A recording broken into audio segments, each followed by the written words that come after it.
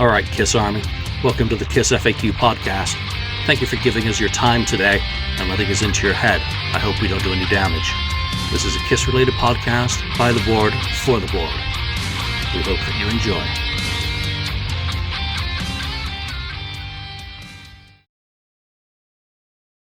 The annual celebration of rock returns to Nashville.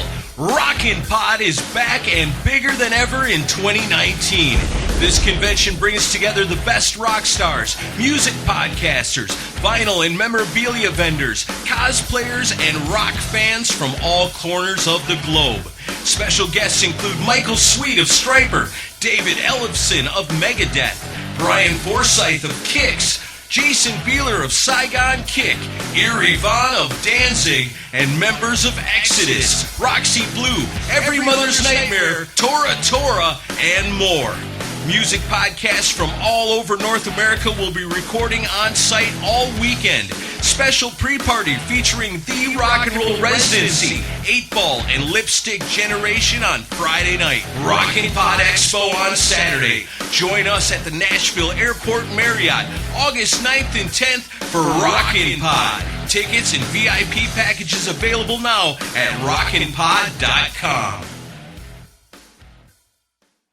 Welcome to episode 257 of the KissFAQ podcast. I am your host, Julian Gill, and today is an audio-only episode. Got a special guest, and let me just tell you, he's really special. Chris Czynszak of the Decibel Geek podcast, and, more importantly, the Rockin Pod Expo in Nashville, Music City, USA. Chris, how you doing? I'm great, Julian. It's so cool to finally get to come on here. You're one of my go-to podcasts every week.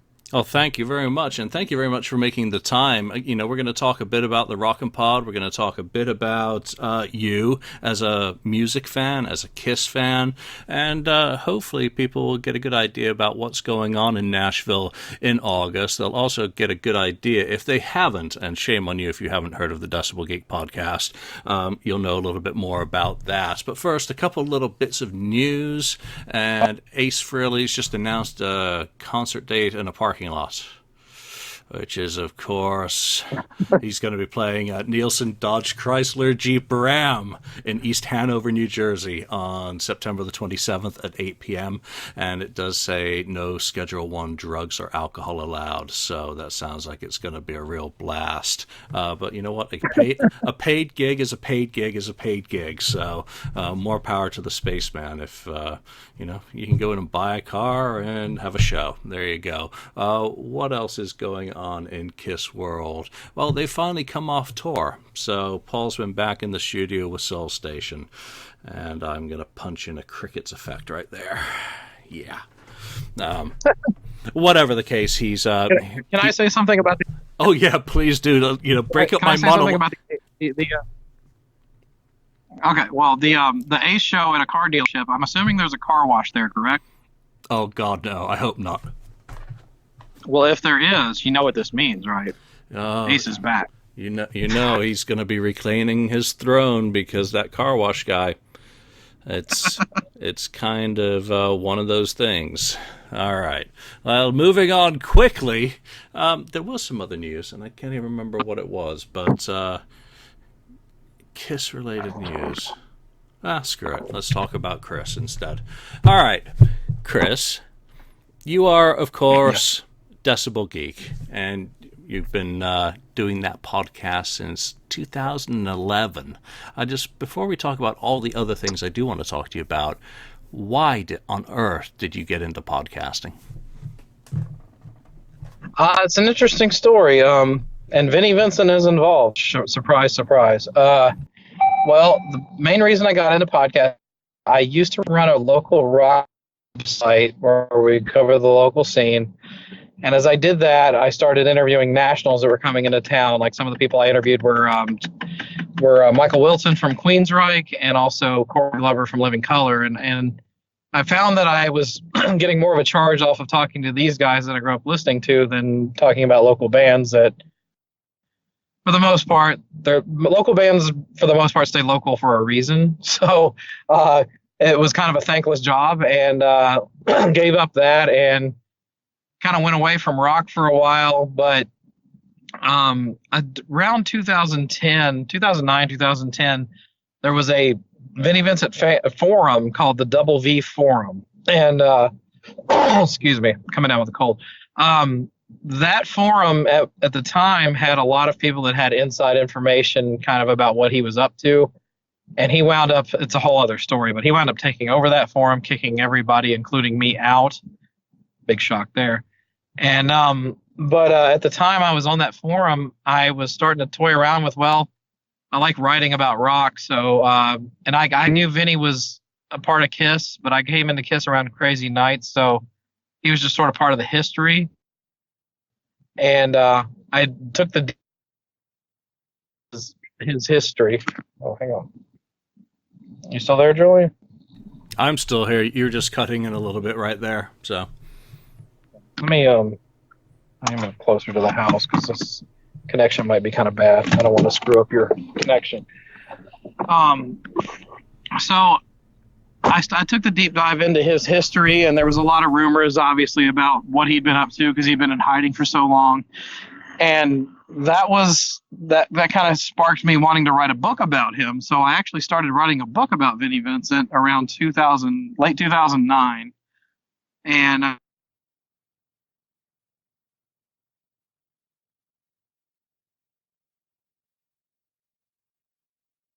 dealings with him, and I interviewed those guys on this little Olympus digital recorder thing where you had like a piece that you would hook into your phone. And to make a long story short, I know it's too late. I had a computer crash and lost most of what I had written, about over 100 pages worth of material. But I still had those audio recordings. And around that time, I had started a day job and got into podcasts. I had bought my first iPod at that time.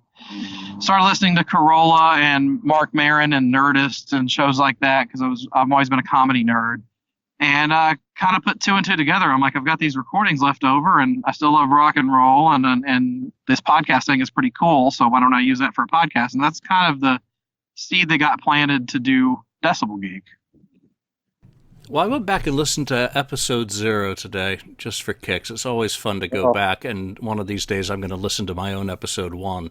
Actually, I've listened to none of mine. But you always said that if you don't like KISS, you're probably not going to like Decibel Geek. How much how important has KISS been to Decibel Geek, and does that still apply in 2019? Oh, easily, yeah. I mean, we cover a lot of different bands and a lot of different artists and stuff, but yeah, we will inject KISS into pretty much every episode because, and as I said, and to correct you a little bit, I'm 50% of Decibel Geek. Eric Camaro's the other half, but we're both giant KISS nerds, so yeah, KISS has always been a huge part of it. Some of our most popular episodes always revolve around either Vinnie Vincent or KISS, so. Yeah, I mean, I didn't want to do a KISS only show because there's so many great ones out there like yours, but it's one of those things where it's like, am I going to really have time to come up with something every week for this? And at the time Decibel Geek started, there wasn't really a lot going on in the KISS world at the time. They were just pretty much touring, and that was about it. But yeah, the KISS is very important to what we do. What are some of the other kind of go-to bands that you find yourself gravitating back to these days on the show? And Aaron, I totally owe you a beer or a soda or whatever is your poison for forgetting you. I'm just focusing on Chris here, but of course Aaron Camaro is an important part of your show as well, just like the rest of the guys on the KissFAQ podcast are an important part of that show. It's not usually about one person. On these shows it takes a team, doesn't it, to put these things together and to have a conversation. So Aaron, here's to you as well. So who are your go-to bands that you like to cover these days? Are they kind of sphincter pain-inducing Nickelbacks or Poisons? Well, are you asking for my top 5 or bands that we kind of cover on the show regularly? Yeah, it could be your top 5 or bands that you like to cover that never let you down, that you've always got something that you can talk to about on Decibel Geek podcast. Well, I mean, my top 5 is KISS, Judas Priest, Thin Lizzy, Alice Cooper, and the Ramones. I mean, that will probably always be my top 5. But those bands, and we just did a episode on the Alice Cooper Blackout era from the early '80s, where he doesn't remember making those records, but they're goofy, weird records, but there's some actual genius on those. But I mean, I could talk about those 5 bands forever. Yeah, that episode that you guys did on that actually inspired me to go back and check out those Alice Cooper albums for the first time. I've never been a big Alice Cooper fan, and usually I take the inspiration to check out catalogs from what I hear people talking about, and that was a perfect opportunity to go and check out that, just like there's been a thread on the FAQ message board about which is the best of the first 5 Alice Cooper band albums, which had me listening to Pretties for You for the first time. So, that's the fun as being a consumer. I'm sorry. Well, you know what? Yeah. The first 2 albums are not very good, but I'm a weird Alice Cooper fan where I prefer the solo years more than the original band. I love the original band too, but I mean, get from Welcome to My Nightmare on, I like all the experimentation he did during that time more than the original band personally.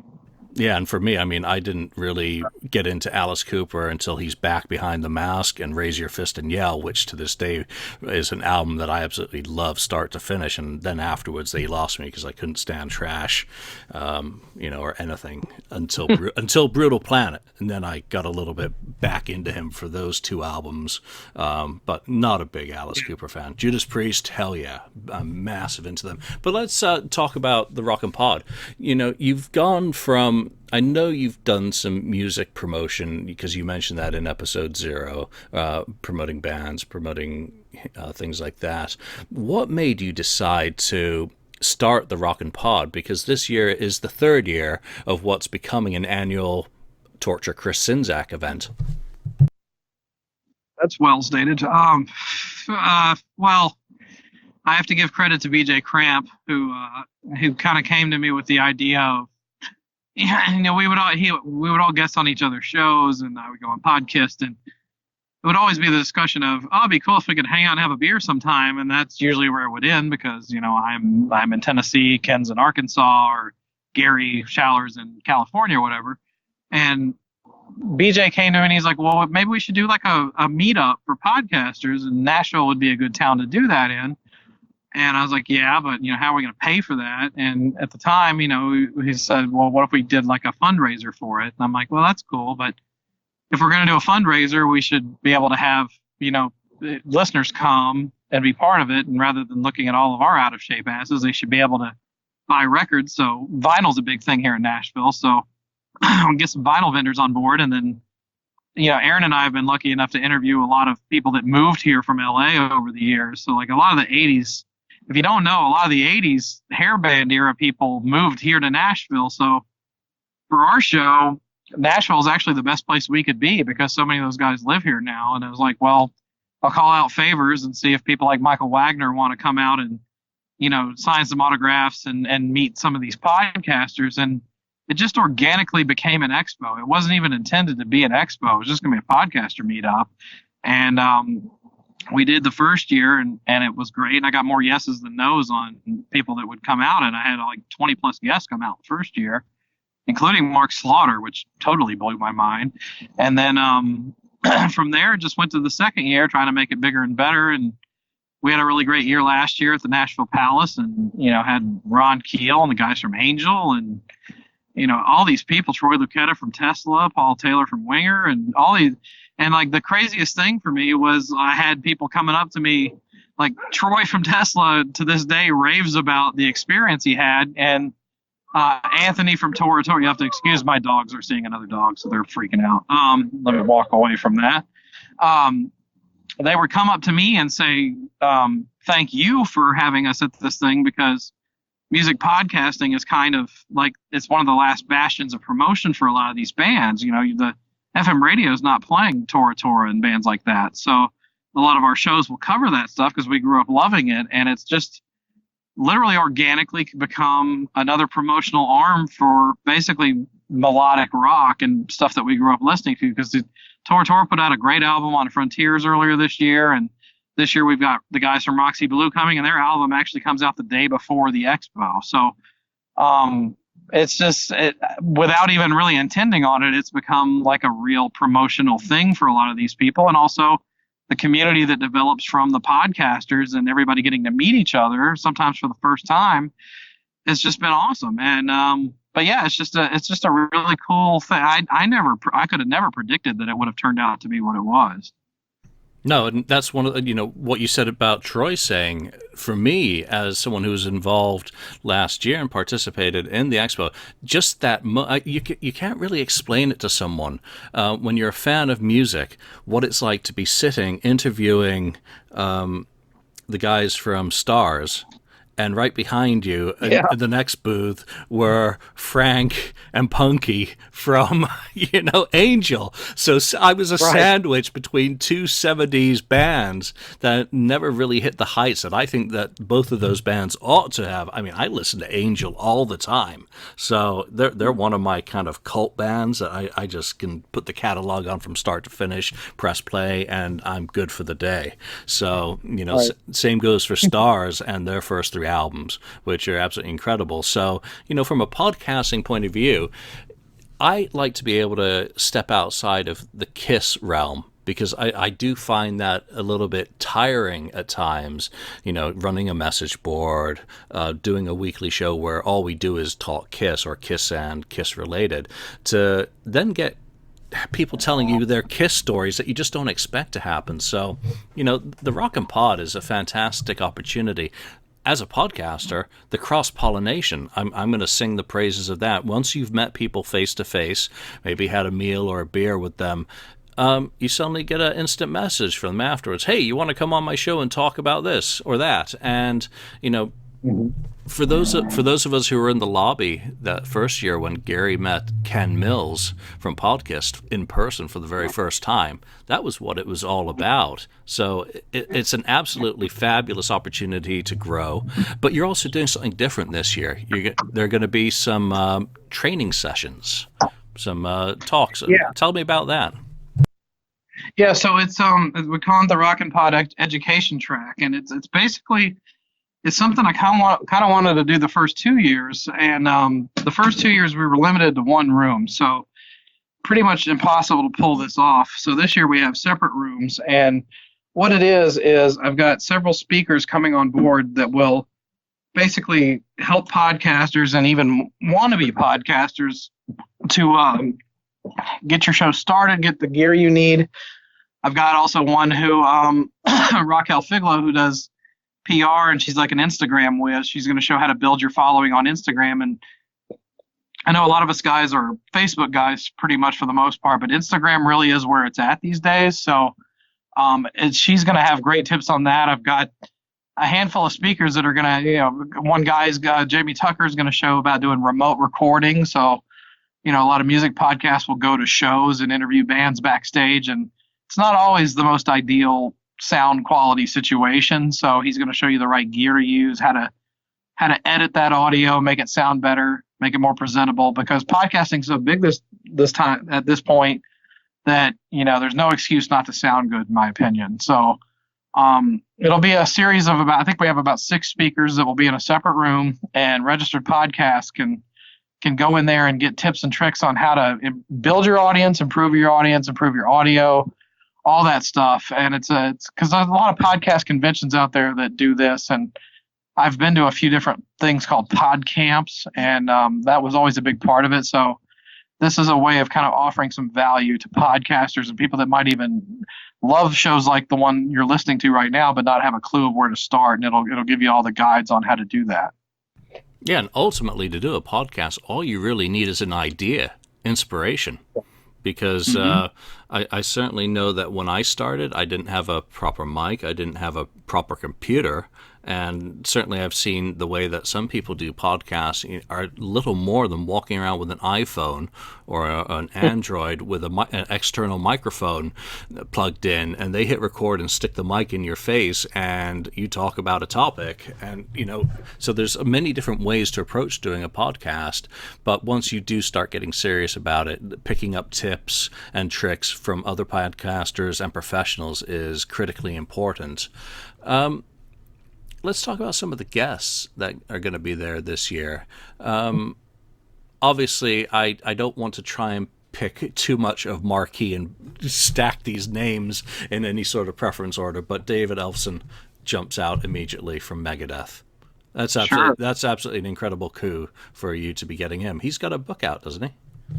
Yeah, he has he had a book called My Life with Death, based on his time with Megadeth, and he just put out the sequel to that. It's called More Life with Death, and getting him this year is a big deal. And we had his partner Tom Hazard last year, and it was funny. Tom was like reporting because Dave actually had to do a different convention that weekend last year, and Tom was reporting to him about ours, and Dave was like, "Oh, I picked the wrong event to go to. I should have gone to Rockin Pod," and so it was a big deal to get him this year, and it's going to be a very busy day for him because I've got an FM station coming from here in Nashville coming out to do an interview with him at like 11 o'clock that morning on Saturday.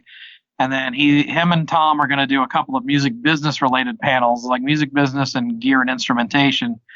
And they'll be moderating those panels, and they're going to do signing at their table.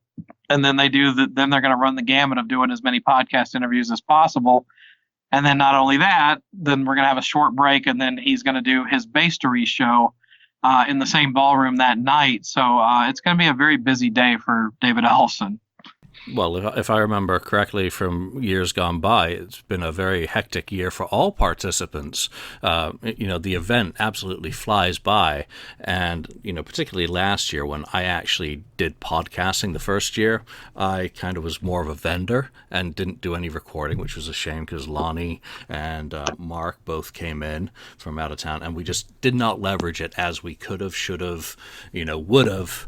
But, you live and learn, and I've developed, I hopefully have developed a bit more as a podcaster since then, so have gotten serious. But, last year was just hectic. I didn't do that many interviews, but I was doing some stuff with some of the other podcasts during the day as well. So it's a very hectic time. I didn't get a chance to check out any of the vinyl or vendors last year, so I'm hoping for a breather this year. But you've also got Michael Sweet of Striper. And just jump in with any of these names if you want to talk about any of them. Erie Von Danzig. Those first two Danzig albums are absolutely stunning. They're the only two that I've got, so that's really cool. I'll tell you a little bit about Michael. Michael Sweet is no stranger to music podcasting. He does podcast interviews pretty regularly, and this is not the typical type of event that he does, but he loves doing these types of interviews so much that he agreed to come to this. So he gets it, and he's one of for artists that are quote unquote heritage acts. Striper and him, they really know what they're doing, because it's one of those things where it's like you can't just expect to put a record out, expect the record company to do all your promotion, and you don't have to lift a finger. You have to be interactive with your fans on social media. You have to do these podcast interviews to get the word out, and he does that for Striper. He does that for his solo work. And he's truly an advocate of what we all do. So I'm excited to have him there. And I can say this, we have a pre-party concert the night before with the Rock and Roll Residency. So KISS fans will be certainly familiar with those guys. They're basically Ace and Gene's band. And part of that show, Michael Sweet's going to get up and do a couple of songs with them. I'm not allowed to say which songs they're going to do, but I think you guys will really enjoy what he's going to do. That's awesome to know. And let's, before I get back to some of the guest list, let's talk about the night before. What is going down, and why would people want to be involved? And what's that all about, basically? Yeah. So, for registered podcasters, we're going to do it's basically a podcast mixer where we'll basically all just be able to kick back and have drinks for a couple of hours before the pre-party concert, and that's just for the registered podcasters. And that'll be outside the main hall. And but then at 7 o'clock on Friday night, we're going to have a 3-band bill. The first band is Lipstick Generation, and Julian, I know you're very familiar with them because our buddy Greg Troyan is in that band, and he also hosts a great podcast called The Lipstick Panel. So I'm super happy to have those guys opening up the show. And then a great band from Tennessee called 8 Ball, that they're an original rock band, but like if you loved the rock of the 80s, good hard rock, melodic rock stuff, they bring it all. They're a really great band, and they're going to be the next band up. And then the Residency comes on after that, and they're pretty much local legends at this point, and they mostly do 70s rock covers whenever they play shows here. But obviously with some of the guests we have on board for them for that night, it'll be a little different. Well, as I said, Michael's going to do a couple of songs with them. And I wish I could say what songs they were, but I can't. Also, Tony Harnell from TNT is going to get up on stage and play a song or two with them. Also, Brian Forsyth from Kix is going to get up and play a couple of songs with them. So it's going to be like, even if you've been to the Residency shows before, you're not going to get a show like this one. So it'll be very different. And those guys are actually going to be there the next day for the expo. They're going to have their own vendor table, and there's going to be a special panel discussion moderated by one Julian Gill about going from fan to band, basically working with Ace and Gene. So I'm super excited for that. You are. I'm super excited for that. You know, this is going to be kind of the holy trinity for me completed, because I've seen those guys with Gene, I've seen those guys with Ace, and I'm going to see the rock and roll residency with a bunch of really cool guys getting up and jamming with them as well. And, you know, they're just so fun, and their love of music comes through. You cannot get away from someone like Phil's smile when they're playing, Jeremy's expression when he's playing music, Ryan, any of those guys who get up there just have a passion for the music, and it comes through. And you know what? It's been a kick in the pants for Ace. It's I think they've totally improved his act.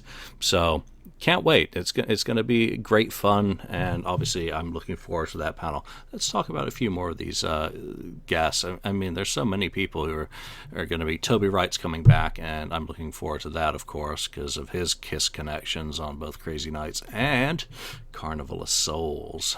Roxy Blue, as you mentioned, they've got their album released the day prior to the expo. That correct? Hopefully I got that right. Yeah. Drew Hanna and Jim Darby from Wildside. There's a Kiss connection in there. Steve Barnett from Pump 5. Of course, Tom Hazard from EMP Label Group, who you've mentioned. Drew Fortier from Zen from Mars. Jason Beeler, Saigon Kick. Saigon Kick I should know, but I don't. I remember. I'm sure you remember the ballad "Love Is on the Way." That was their big hit.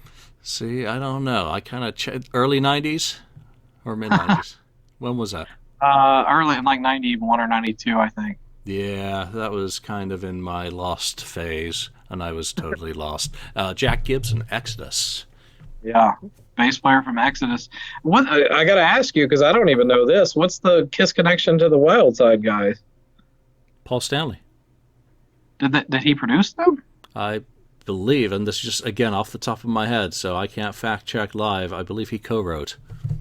Oh, wow. Okay, I'll have to ask those guys about that. Yeah, that's cool. Yeah, and at least I think it was them, but I don't know. I may be confusing them with War Babies. I always kind of get mixed up on some of these 90s bands. So give us the day. You know, where is this taking place, and what is the day, and all of those sorts of details for regular consumers getting tickets and what they're going to get for their ticket price. Yeah, so everything takes place in the same place. It's all the Nashville Airport Marriott. The pre-party concert is in the Nashville Ballroom. We're in the Cumberland Ballroom. We've made a move to the Nashville Ballroom.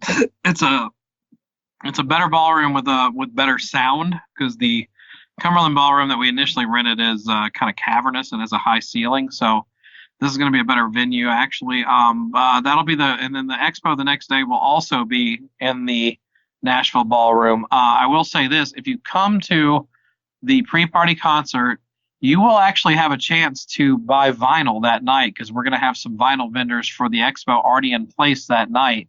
So it's kind of an expo the day before, too, the way it's turned out. So that'll be cool.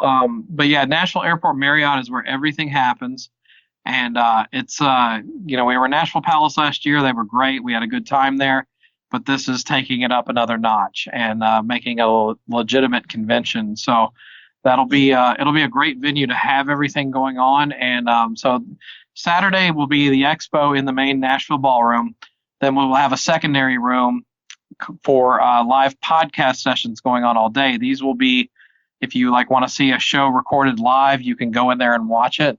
But the biggest benefit to that is we're going to professionally record everything. So it'll be professionally recorded episodes for these shows that do the live sessions, and they can release those later. So it's a good way of getting content. And also in the main hall, podcasters will be doing interviews with a lot of these guests all throughout the day. So the amount of content that always comes out of this thing every year is pretty mind-boggling.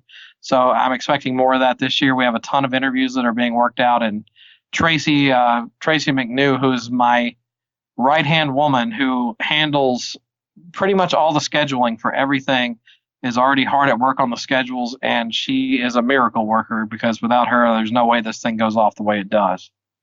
Has she lost her mind from the podcasters yet? She's getting there. And by the way, I did have time just to fact check myself. Yes, I was right.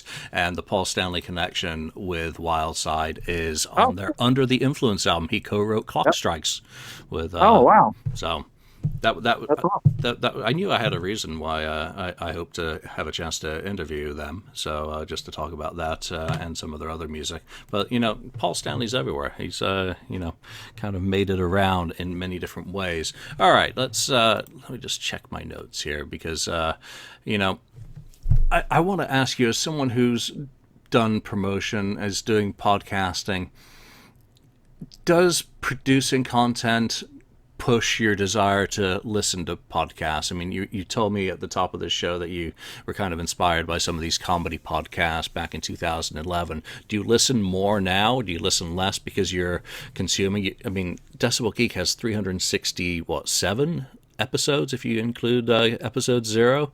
Are you still a consumer of podcasts, and are you still passionate about the format?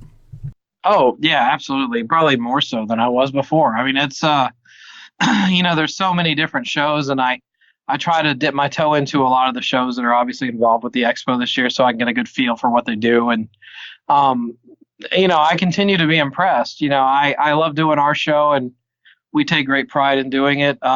Wish we had more time to do it, but it's a true love. I mean, I believe in this format, and I wouldn't be putting myself through this much of a ringer if I didn't, because it's there's a ton of, every year everybody has a good time, but there's a ton that goes on behind the scenes to make this thing happen every year. And, I believe that as a music nerd, basically, or Decibel Geek, I should say, I just think that this is kind of the future of where music promotion is going to go. And I think that the fact that is, if I can lend a helping hand to help turn more people onto podcasts. Like, I love having Michael Sweet. I love having David Ellefson. I love having all those guys here because I grew up listening to them. I'm as stoked to have those guys here as everyone else is. But really, I bring those people in to also bring the general public in to learn about what we do as podcasters, because we don't have radio budgets. We're not an FM station. So it's one of those things where somebody goes, I want to get my Soldiers Under Command album signed by Michael Sweet. That's great. But while you're here, check this out. Do you like Cheap Trick? There's a Cheap Trick podcast. Do you like Kiss? There's a Kiss podcast. Do you like Mother Jokes? There's Ralph and Ian with Rock and Metal Combat podcast. I mean, there's, and I love those guys too, but it's just a great opportunity to turn people on to what we all do. And podcasting's grown exponentially since I started in 2011. It's blown up huge, but there's still a lot of people out there that have no idea about what they are. So that's a big push on why I do this, is to turn people onto them, and then in turn, the bands that we cover get to sell more product. It's a way of giving back and supporting these bands that we all grew up loving. Yeah, I think that's one of the interesting things about this event, is that you've got podcasts like Tramps Like Us, Bruce Springsteen podcast. You got Grown Up Rock, a generalist podcast. I'm in love with that song. I mean, Brad was there last year, and yep. I think he hadn't quite started yet. But I Love It Loudcast. It's so broad and diverse. Talk to me. I mean, that's what I like about the diversity of it. But let's talk a little bit about Kiss, because you did say that you got into the band around the Crazy Nights album and whatnot. But because Decibel Geek covers any band that you want to talk about, I must ask you, Does Kiss have its own special drama, or do some other bands have that sort of drama? When you do an episode about another band, do you ever get the fans going absolutely nuts like Kiss fans will if you say something they don't agree with? Yeah, there's certain bands that have that type of allure. One that one of our most popular episodes, and it's actually a two-parter, was the 1994 Motley Crue self-titled album, Albums Unleashed episode we did with John Corabi, and that was, you want to talk about one of the most fun episodes to record? That might be the top, because we met John at a bar in East Nashville, and we just went drink for drink, and he told stories for 3 hours. And I definitely learned not to try to go drink for drink with John Corabi, because he drank us both under the table. But that album, to Aaron and I, we love, and I mean, that's with a capital L, that album. And it's honestly, and it might be controversial, it's my favorite Motley Crue album. I love Shout at the Devil. I even love Theater of Pain, because that was the first album I got on cassette. But that generated a lot of conversation, because there's a lot of Motley Crue purists that they don't recognize that as a legitimate Motley Crue album. So we had a lot of back and forth with the fans through the comment section on that one. That was one of our biggest ones. Anything we do on Alice Cooper always generates a ton of conversation, because, and I know you're not a giant Alice Cooper fan, Julian, but I will say Alice Cooper very much mirrors Kiss in the way that there's almost an album for every mood you have. Even I'm not a fan of The Elder, but there's like, if you have a certain day, you might want to listen to that, or if you might want to listen to Unmasked. And I guess for lack of a better term, it's them trend following. But Alice did that much the same as Kiss did through all those years. So they're kind of a mirror type image of an artist. And anything with Alice Cooper generates a ton of conversation. We finally did a Ramones episode a few months ago, thank God. Been waiting to do that forever. That generated a ton. Thin Lizzy obviously did. But Kiss is a special breed of fan. So anything we do with Kiss is usually times 10 as far as the comments that we get from them. Yeah, that's one of the interesting things. That 1994 Motley Crue album is just something else. That is, I did not like Hooligan's Holiday. I still don't to this day. But the rest of that album, oh my God. And I was thrilled when John finally did a live album of that whole album being performed, because I love his voice. And yeah, I'm never going to try drinking with John Corabi. I've managed to avoid some very dangerous situations with him. And I hope I'm keeping it that way. But, give me... He's an experienced drinker, I'll say that. I'm too old for this shit. That's what I find. What have been some of your favorite Kiss episodes to do? And what do you feel that you've gotten kind of the most respect for doing in the Kiss community with your show? Well, let's talk about the elephant in the room. The Vinnie Vincent episodes are far and away our most popular episodes. And I think that's... that came from a real heartfelt place. As I mentioned earlier, I took the deep dive into Vinny's, disappearance, and I learned a lot of stuff that wasn't good. But at the same time, I fell in love with a lot of his playing and a lot of his songs. And I became a fan through the process of doing those specials. And, it's one of those things where when we finally got to talk to that guy, I was coming from a genuine place. We've always tried to kind of prop him up as far as a great songwriter, a great guitar player. And, even despite all the setbacks and disagreements with him I've had, I can't take away what he's done artistically. He's a great artist. But so those are basically our most popular Kiss-related episodes. But other Kiss-related guests, Musso Akinto, one of the original roadies, that was a blast to talk to him, and he had so many great stories. Moose is a genuine, good-hearted guy. I love talking to him. I need to get back in touch with him because I actually had dinner with him at the Rainbow when I went out for NAMM a couple of years ago, and we just had a blast talking about the old days. One of the funniest Kiss-related episodes we had, which actually 2 episodes, was Pixie Esmond, who was the costume person for the Dynasty tour, and a couple of years after that. If you haven't heard our Pixie Esmond discussions, you need to tune into those because they are hilarious.